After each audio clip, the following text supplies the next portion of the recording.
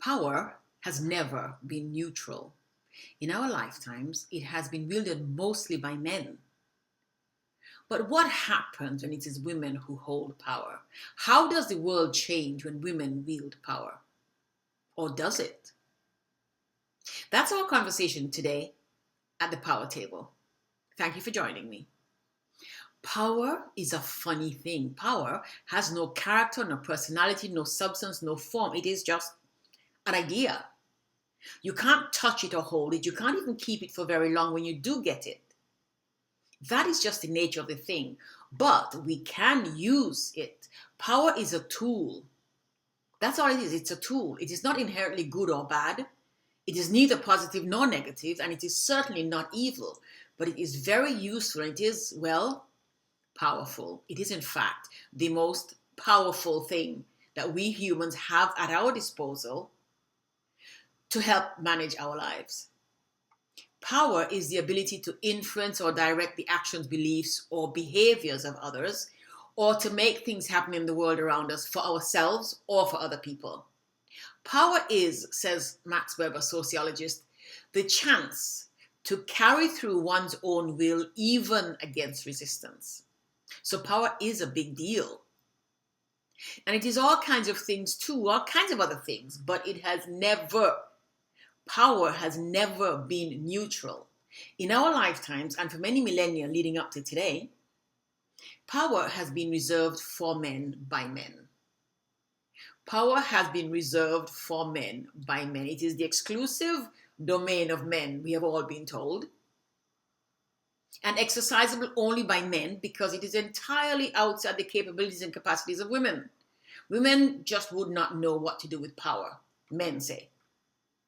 And besides, men also say, men have been given power over women, dominion over women anyway. So,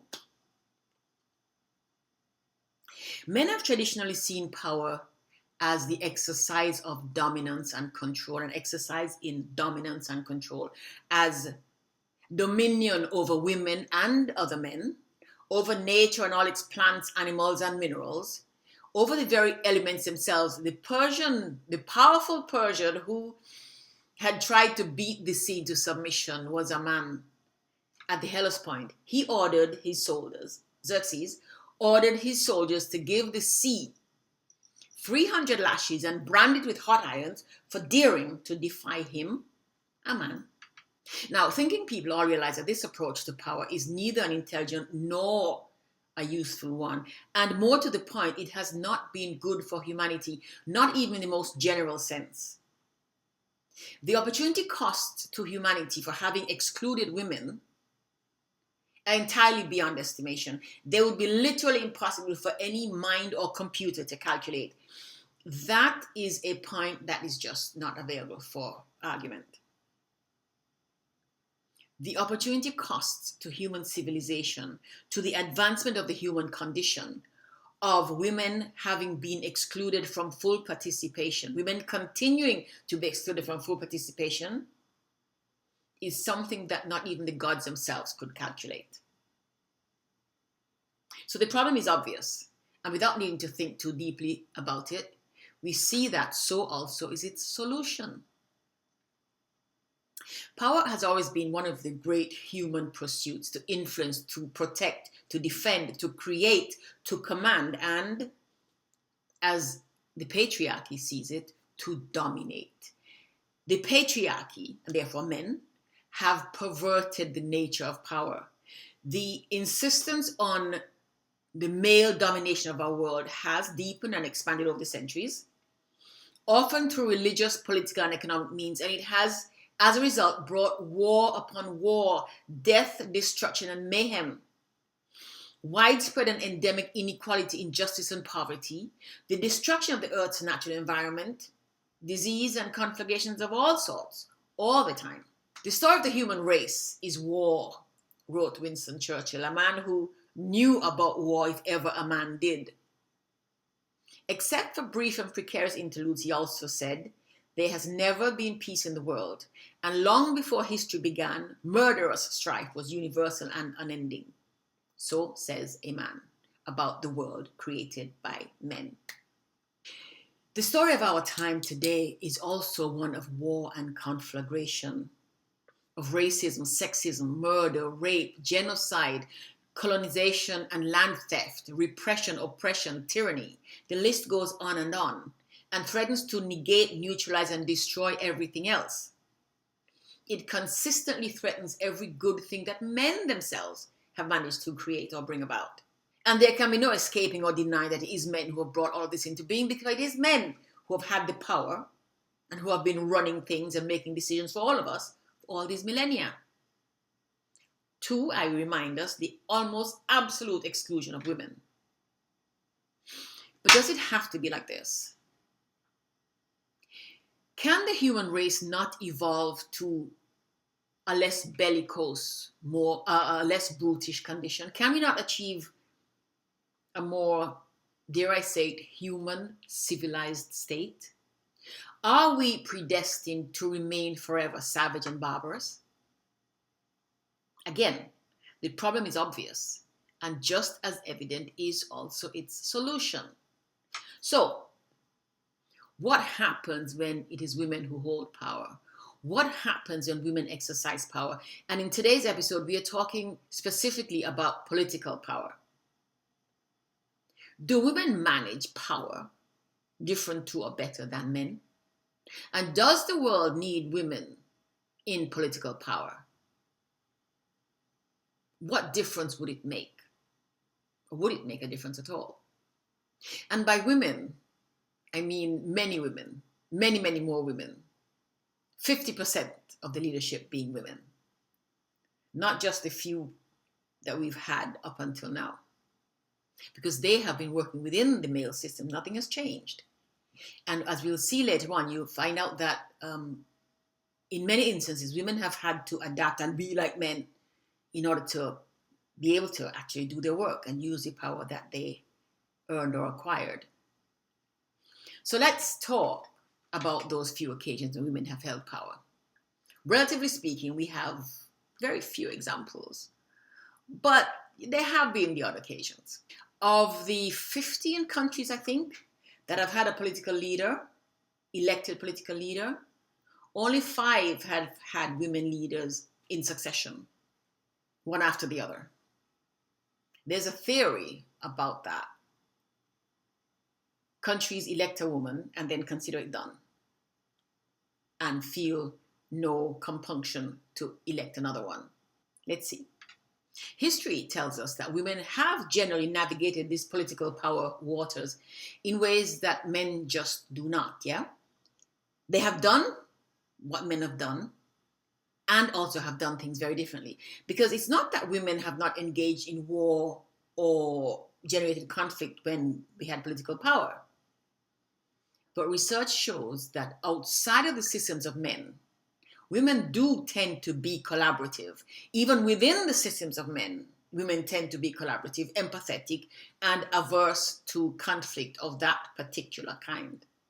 Women's power, in almost every age that women have had the occasion, has taken subtler, more complex forms than men's. It has also most often been exercised in the kind of in-between spaces, between the throne and the hearth, the bedroom and the boardroom, between law and intuition, between survival and transformation, and almost exclusively exercised within the confines of men's systems and power structures, which are being designed to respond to and perform in very specific male ways, masculine ways, ways that conflict with women's abilities and predispositions, and which very often work to the detriment and harm of the good and the well-being of the people whose lives this power controls and dominates.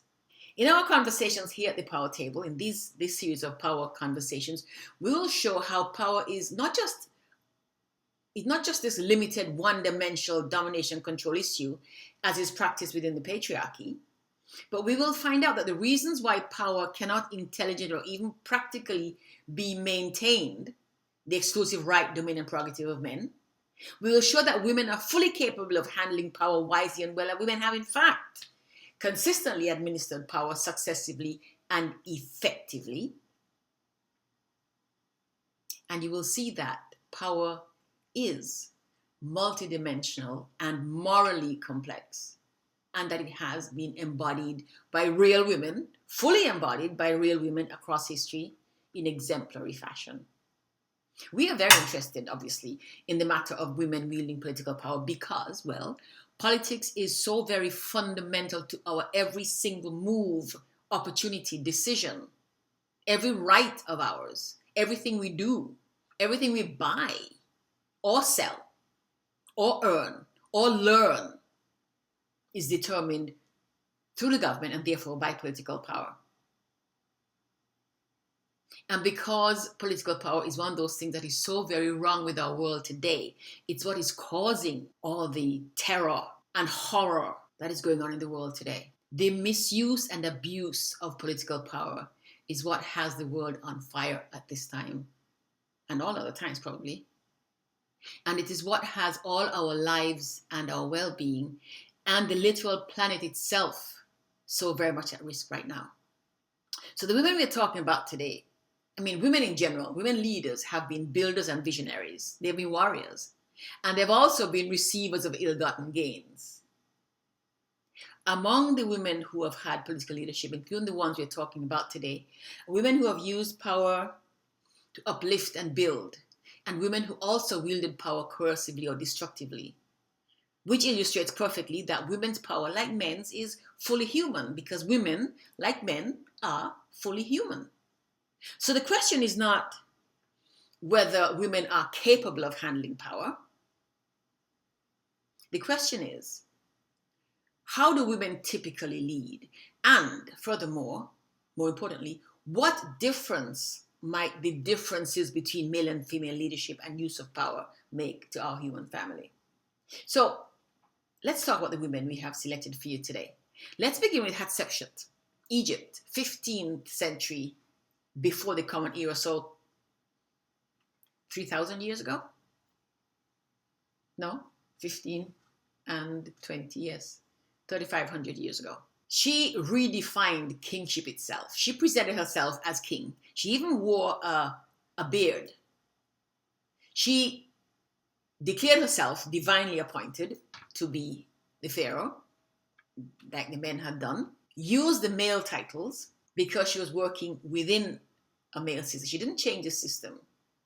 However, her leadership of Egypt was, her foreign policy, for example, was based mostly on trade. She did go to war, but most of her foreign policy was based on trade. She expanded trade routes for Egypt, commissioned massive projects. So her reign was marked, historians say, by peace, prosperity, and this immense architectural beauty. She turned divine authority, divine myth actually, into political authority. And so 3,500 years later, we are reminded that female leadership is not new. It has only maybe been forgotten or suppressed by design. Queen Elizabeth I of England also found herself having to behave like a man. And she in fact declared to a group of her soldiers getting ready for war that, I know I have the body of a weak and feeble woman, but I have the heart and stomach of a king, and a king of England too, because she had to be that in order to run her country. The only woman to rule China in her own right was a woman named Empress Wu Zetian. She's described as brilliant.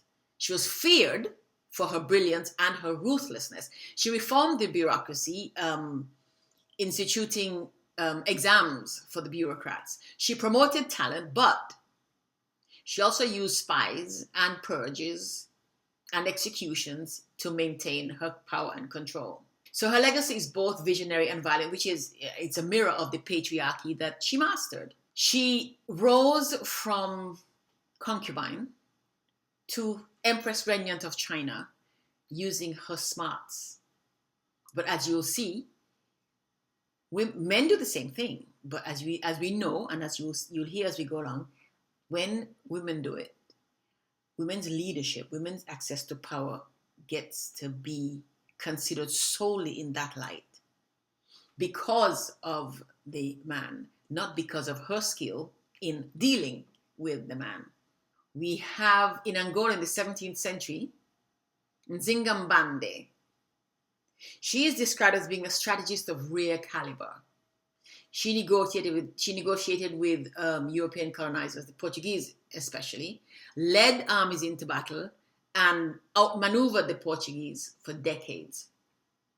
She used her intellect and audacity in resistance. She used diplomacy, alliance building, and warfare to protect her people's autonomy, and ultimately negotiated peace on her own terms. So her power was used to ensure the survival of her people. She didn't start wars, but she went to war to protect her people. There are two Catherines that we find of interest in this conversation. Catherine de' Medici in 16th century France. She used espionage, poison, and marriage politics to maintain power. Her manipulation of the wars of religion show how women often had to wield indirect psychological and sometimes destructive power because direct authority was forbidden by men. She wasn't elected, of course, but neither this Catherine de' Medici nor Catherine the Great of Russia earned their power through the political process. They were part of the autocracy, yeah? But that was the way the government worked in those days. Catherine the Great expanded the Russian Empire. She modernized administration and education and was very much interested in the artists of the Enlightenment. Yet, she ruled through absolute monarchy. She consolidated the autocracy and serfdom, nurtured culture while curbing freedom. The women did. The men continue to do. In India, in the 19th century, we have Lakshmi Bai.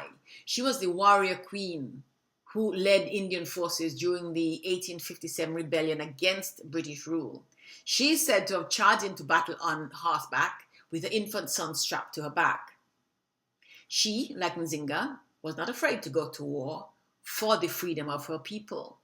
In 20th century India, we have Indira Gandhi, who came to be known as the Iron Lady of India. Brilliant and authoritarian, she's described as. But she brought modernization into India and also suspended democracy. She centralized power while she was modernizing India's industrial base, India's economic base, basically. She imposed the emergency, it's called, the emergency, a nationwide state of emergency that lasted 18 or 19 months between 1975 and 1977. And during that time, she restricted civil liberties. She arrested her political opponents and censored the press. She's also been accused of nepotism, sounding very much like the way men have managed power for millennia. Golda Meir was the fourth prime minister of Israel. This woman was another embodiment of both the triumph and tragedy of hard power. She governed through pragmatism for national survival, yet her tenure also reflected the moral rigidity of a nation attempting to birth itself from brutality, through brutality, colonialism, land theft, and siege. So her story reminds us that even maternal archetypes can harden into armor when conflict is the environment, and that female power, when driven by fear or what is considered necessity, can become indistinguishable from its patriarchal mirror. The BBC says that Aung San Suu Kyi was once seen as a beacon for human rights. She was a principled activist who gave up her personal freedom for years to challenge the ruthless army generals who ruled Myanmar for decades. Hailed as, again quoting the BBC, an outstanding example of the power of the powerless, she's also accused of having done nothing to stop rape, murder, and possible genocide of the Rohingya, and of refusing to condemn the military or even to acknowledge accounts of the atrocities perpetrated against the Rohingya. Some people argue that she was just being a pragmatic politician, doing what men do, trying to navigate a condition created by the men who had ruled Myanmar before her. In this 21st century, we can speak of Jacinda Ardern of New Zealand. In what is considered by many an era of performative politics, she has governed through using empathy. She's modeled governance through compassion and has shown the world that strength can be soft spoken and firm. Power can be soft spoken and firm. She redefined political power using this empathy and authenticity. She led with clarity during the crises that happened in her country during her term, and modeled what is considered to be emotionally intelligent leadership. Emotionally intelligent leadership.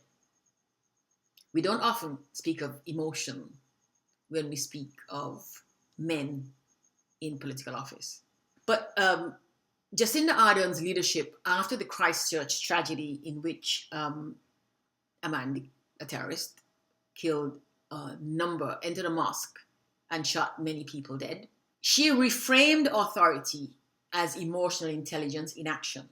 She used emotion to handle that crisis. And her approach to the COVID-19 pandemic is what has been termed by some people a masterclass in empathetic and transparent communication, in which she blended direction, care, and meaning making for her team of 5 million. So Ardern has proved that empathy and decisiveness are not opposites. They are, in fact, the twin engines of feminine leadership and are, furthermore, without question, hallmarks of good leadership. They'd work for anybody.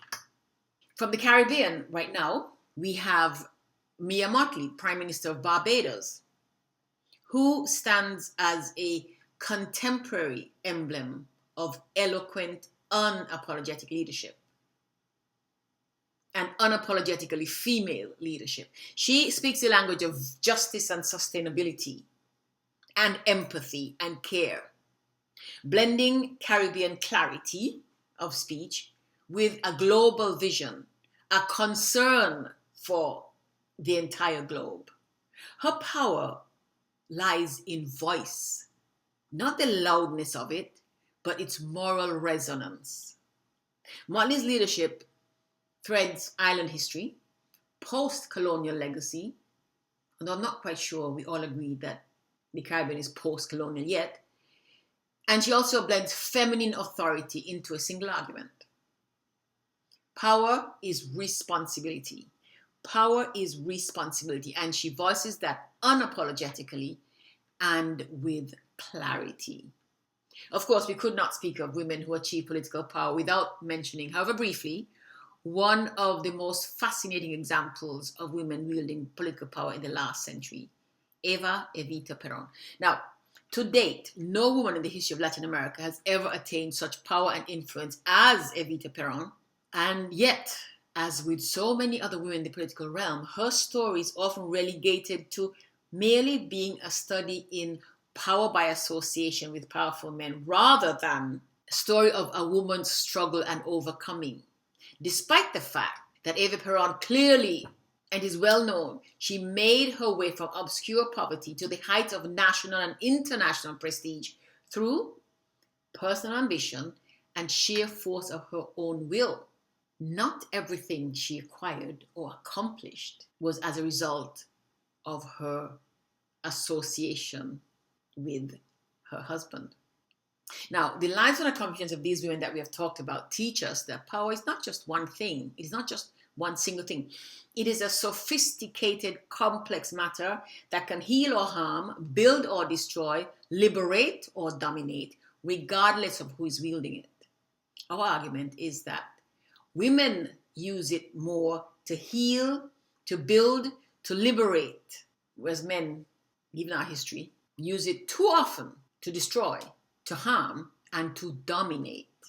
And as these examples have shown, it is not an absolute or given that political women will always eschew war and conflict. But these women are evidence, these women and many others are evidence, clear evidence, that women are fully capable of handling power responsibly, wisely, and in the interest of the greatest good of the largest number of people. There can be no guarantee that our world will be peaceful, perfectly peaceful and conflict-free if women have political power. But it is clear that women do know all the games and strategies, and more significantly, women use these games and strategies in the service of peace and good more than men typically do. So the lesson for us, therefore, is not to fear or distrust women's power, but rather to understand that it too is necessary for human advancement and must be allowed to evolve and express. The world must have women's approach to power working in concert with men's. The world must have women and men leading the world. That is the only route to balance, to increased world peace and well-being, general global well-being. That blending, that combination is the only route of evolution into the highest form of humanity for us. And it is the only intelligent path to our advancement and civilization. This has been the Power Table, where we gather women's wisdom, history's lessons, and the courage, indeed the power, to reimagine power itself. I'm Shirley Osborne. Thank you for sitting at the table with me today. Until next time, take good care.